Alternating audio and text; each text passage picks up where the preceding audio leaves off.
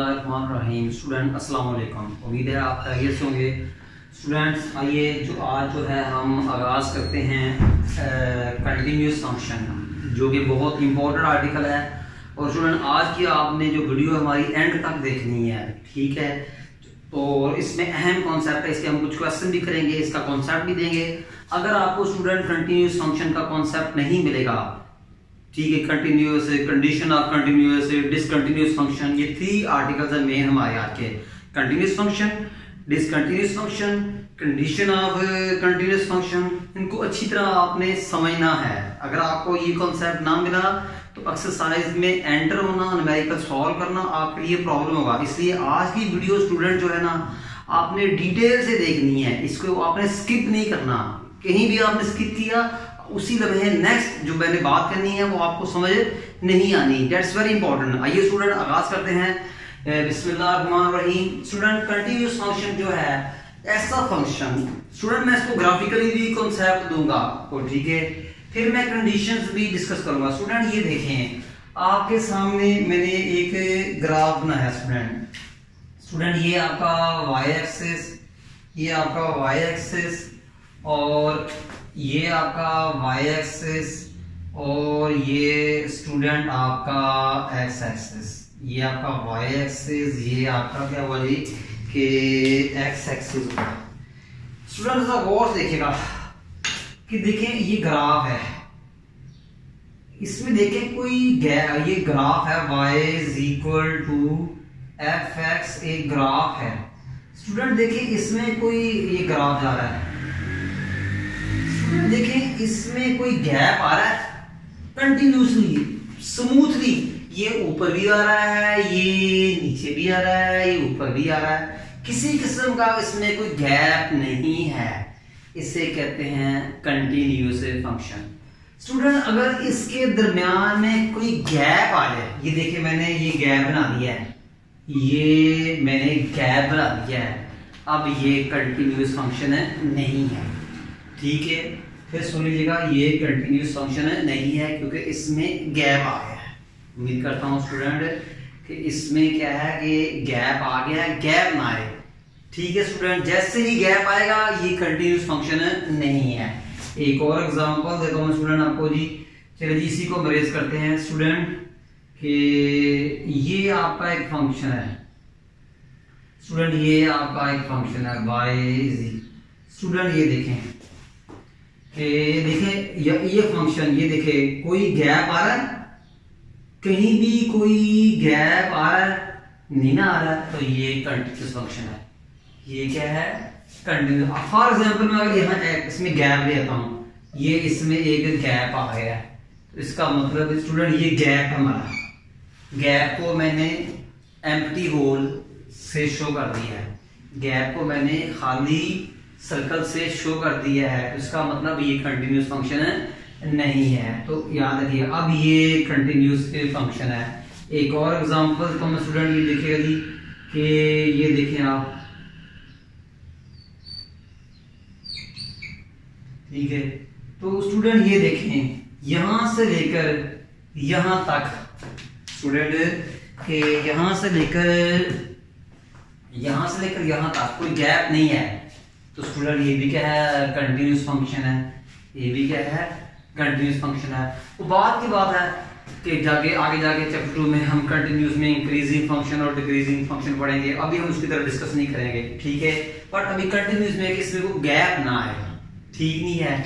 अच्छा स्टूडेंट एक और एग्जांपल तो दी कि ये देखिएगा कि ये आपका एक्स एक्सिस वाई एक्सिस, तो स्टूडेंट ये देखें ये भी आपका कंटिन्यूस फंक्शन है। कुछ स्टूडेंट कहते हैं सर ये सेकंड क्वाड्रेंट में आ गया, तो कोई इशू नहीं है, कर्व किसी क्वाड्रेंट में हो सकती है, फर्स्ट क्वाड्रेंट से उठ के सेकंड में आ जाए, सेकंड से उठ के थर्ड में आ जाए, थर्ड से उससे सेकंड में चला जाए, इसमें कोई इशू नहीं है। बट गैप ना हो, इसको कहते हैं कंटिन्यूस फंक्शन कहते हैं। उम्मीद है स्टूडेंट आपको समझ लगी होगी। और ये हमारा बहुत अहम आर्टिकल है, और कंटिन्यूस फंक्शन को हमने क्वेश्चन के अंदर बताना होगा कि ये फंक्शन कंटिन्यूस है कि नहीं है। अच्छा स्टूडेंट अभी मैं आपको बताता हूँ कि वैल्यू ऑफ ए फंक्शन क्या होती है, ठीक है। मेरा आर्टिकल क्या है कि value of a function value of a function. Student very important term, इसको अच्छी तरह समझना आपने, क्योंकि ये टर्म बहुत ज्यादा इस्तेमाल होनी है। फॉर एग्जाम्पल स्टूडेंट कि आपका एक फंक्शन है जी y is equal to f x, y is equal to f x आपका एक फंक्शन है, ठीक है। और ये पॉइंट, इस पॉइंट पर मैंने फंक्शन की वैल्यू मालूम करनी है, इस पॉइंट पे मैंने फंक्शन की वैल्यू मालूम करनी है, और वो पॉइंट क्या है जी x equal to C, x equal to C. तो क्या करेंगे आप, x में c पुट कर दें, तो स्टूडेंट ये f ऑफ c इस पॉइंट पर, इस पॉइंट के ऊपर फंक्शन की वैल्यू आ गई है। f ऑफ c क्या है स्टूडेंट, इस पॉइंट के ऊपर फंक्शन की वैल्यू आ गई है। तो किसी भी फंक्शन की वैल्यू मालूम करने का आसान तरीका ये होता है कि उस पॉइंट, वो पॉइंट इसमें पुट कर दो। ये देखिए c कोई भी नंबर हो सकता है, c क्या है, कोई भी नंबर हो सकता है। मैंने किया कि x की जगह मैंने c पुट कर दिया, इसका मतलब क्या, वो फंक्शन उसकी वैल्यू होगी। एग्जांपल तो जी कि y इज इक्वल टू क्या है जी आपका जी x के f(x) एक फंक्शन है, f(x) एक फंक्शन है। मैं कहता हूँ जी आप x में 2 पुट कर दें, तो देख ले मैंने फंक्शन की वैल्यू 2 पे मालूम कर ली, वो 4 है।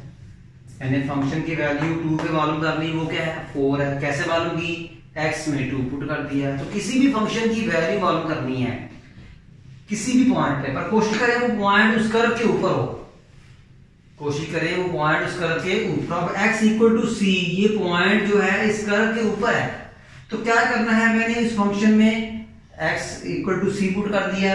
तो f ऑफ c क्या है, उस फंक्शन की वैल्यू है कर्व की पॉइंट c के ऊपर, उस फंक्शन की वैल्यू है कर्व के ऊपर पॉइंट c पर। उम्मीद है स्टूडेंट आपको समझ लगी होगी कि वैल्यू ऑफ का मतलब क्या होता है। याद रखना f ऑफ c को वैल्यू से शो करते हैं, मगर कुछ बुकों में स्टूडेंट वैल्यू को f ऑफ a से भी शो करते हैं, कुछ में f ऑफ c से भी करते हैं, कुछ में f ऑफ एप्सिलॉन से भी करते हैं। सो मैनी नोटेशन, बट मैं f ऑफ c और f ऑफ a मालूम करेंगे। ठीक है स्टूडेंट्स, उम्मीद है आपको समझ लगी होगी।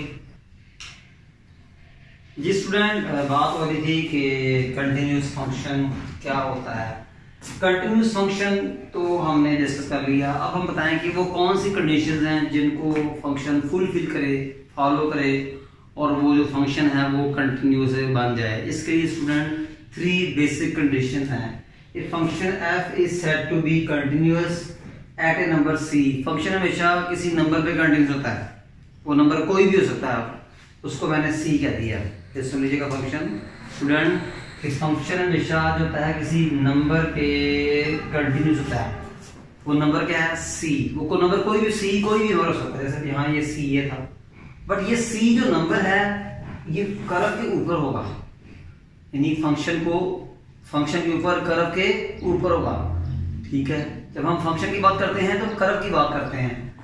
तो student, a function f is said to be continuous at a number c, इसका मतलब नंबर c पे वो कंटिन्यूअस हो गया। If and only if the following 3 conditions are satisfied. Student 3 conditions हैं, ठीक है।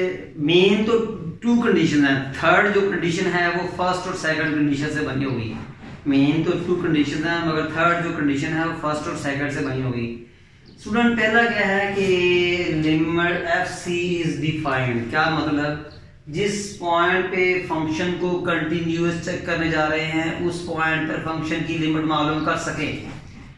एफ सी इज डिफाइंड का मतलब क्या होता है कि हम फंक्शन f की वैल्यू पॉइंट c पे मालूम कर सके। डिफाइंड अनडिफाइंड का मतलब आप अच्छी तरह समझ चुके हैं, लिमिट में हमने कर लिया है। ठीक है, कि यानी कि 0 और 0 और इन्फिनिटी और इन्फिनिटी के अलावा जितने भी आंसर हैं वो हमारे डिफाइंड हैं। तो पॉइंट c के ऊपर फंक्शन की लिमिट मालूम कर सके। नंबर 2 पॉइंट c के ऊपर फंक्शन की वैल्यू मालूम कर सके। उसी पॉइंट के ऊपर हम फंक्शन की लिमिट भी फाइंड कर सकें, उसी पॉइंट के ऊपर हम फंक्शन की लिमिट भी मालूम कर सकें। लिखा हुआ है limit x goes to c f(x) is exist। इसी पॉइंट के ऊपर हम फंक्शन की लिमिट भी क्या है फाइंड कर सके। एंड में वैल्यू का आंसर एफ ऑफ सी का होता है value of function. F of C का मतलब है कि वैल्यू ऑफ फंक्शन, ठीक है। फंक्शन की वैल्यू और लिमिट का आंसर दोनों सेम हो, ठीक है। फंक्शन की वैल्यू और लिमिट दोनों का आंसर क्या जी सेम हो। पहले क्या है फंक्शन की वैल्यू जो है वो सी पे मालूम करते हैं, सी कोई भी पॉइंट है। ये कैसे वैल्यू मालूम करते हैं ये क्वेश्चनों में बताएंगे। थोड़ा सा मैंने यहाँ भी आपको बताने की कोशिश की है, उम्मीद है आपको समझ लगी होगी, ठीक है। तो क्वेश्चनों में बताऊंगा कि वैल्यू कैसे मालूम करते हैं, ठीक है स्टूडेंट। सबसे पहले फंक्शन की वैल्यू फाइंड करनी है, ठीक है। उसके लिए कुछ ट्रिक्स हैं, मेथड्स हैं जो क्वेश्चनों के अंदर बताएंगे। अभी हम थ्योरी डिस्कस कर रहे हैं स्टूडेंट्स। फिर क्या है उसी पॉइंट के ऊपर फंक्शन की लिमिट भी फाइंड करनी है, लिमिट मालूम हो सके। एग्जिस्ट का मतलब है कि लिमिट का वजूद पैदा हो सके। नंबर 3 कंडीशन जो है कि नंबर 1 और 2 दोनों का आंसर सेम हो। नंबर 1 यानी वैल्यू, नंबर 2 लिमिट का आंसर, दोनों क्या होगी सेम हो। अगर ये तीनों कंडीशन फुलफिल होंगी तो फंक्शन कंटिन्यूअस होगा, अदरवाइज फंक्शन कंटिन्यूअस नहीं होगा, अदरवाइज फंक्शन क्या होगा डिसकंटिन्यूअस। कोई भी फंक्शन अगर इन तीनों कंडीशंस को फुलफिल करे, फॉलो करे, अमल करे, उन पर पूरा करे तो वो फंक्शन कंटिन्यूअस होगा, अदरवाइज वो फंक्शन कंटिन्यूअस नहीं होगा। वो क्या होगा नॉट कंटिन्यूअस, डिसकंटिन्यूअस, ये वर्ड यूज करते हैं। तो डिसकंटिन्यूअस फंक्शन क्या होता है कि अगर आपका फंक्शन जो क्या है function f is said to be, ये स्टूडेंट के अगर इन तीनों में से कोई एक कंडीशन भी पूरी ना हुई सी के ऊपर तो वो फंक्शन डिसकंटिन्यूअस होगा। कि if one or more these 3 conditions are failed at C then f(x) is continuous at C। Student उम्मीद है आपको समझ लगी होगी। हमने क्वेश्चनों में क्या किया करना है, क्वेश्चंस के अंदर हमने पहले फंक्शन की लिमिट मालूम क्या करनी है, फिर हमने फंक्शन की लिमिट मालूम करनी है। लिमिट से मुराद लेफ्ट हैंड लिमिट और राइट हैंड लिमिट भी हुआ करेगी। तो अगर वो तीनों आंसर से मुराद क्या होगा फंक्शन की वैल्यू, लेफ्ट हैंड लिमिट और राइट हैंड लिमिट, अगर ये तीनों इक्वल आ गए तो हम कहेंगे फंक्शन जो है कंटिन्यूअस है। क्वेश्चन के अंदर हम क्या करेंगे कि फंक्शन की वैल्यू फाइंड किया करेंगे, फंक्शन की लिमिट फाइंड करेंगे। लिमिट से मुराद मेरी लेफ्ट हैंड लिमिट और राइट हैंड लिमिट हुआ करेगी। हम क्वेश्चंस में किया क्या करेंगे, मुख्तसर बात करता हूँ, बात को वाइंड अप करते हैं। फंक्शन की वैल्यू मालूम करेंगे उस पॉइंट पर जो पॉइंट उसने दिया होगा। फंक्शन की लेफ्ट हैंड लिमिट मालूम करेंगे उसी पॉइंट पर जिस पॉइंट पे आपने वैल्यू मालूम की है। फंक्शन की राइट हैंड लिमिट मालूम करेंगे उसी पॉइंट पर जिस पर आपने वैल्यू और लेफ्ट हैंड लिमिट मालूम की है।